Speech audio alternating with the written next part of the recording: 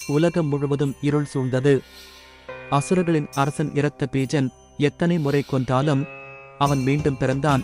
தேவர்களின் வேண்டுகோளுக்கு பராசக்தியின் உக்கிர வடிவம் மகா காளி தோன்றினாள்.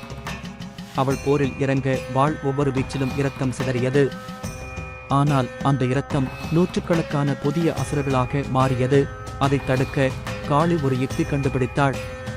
தன் நாக்கால் தரையில் விழும் முன் அவன் இரத்தத்தை முழுவதும் குடித்துவிட்டாள். இரத்த பீஜன் அழிந்தாலும் காளியின் கோபம் அடங்கவில்லை. மனிதனோ அசுரனோ யாரையும் விடவில்லை. உலகமே அழிவின் விளிம்பில். அப்போது சிவபெருமான் போர்க்களத்தில் அவள் பாதத்தில் படுத்தார். கோபத்தில் மூழ்கிய காளி அவரை காலால் மிதித்தாள். அந்த நொடியில் அவள் உணர்ந்தாள், இவர் என் சிவன்.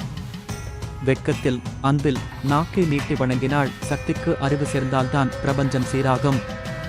அதுவே மகா காளியின் பாடம்.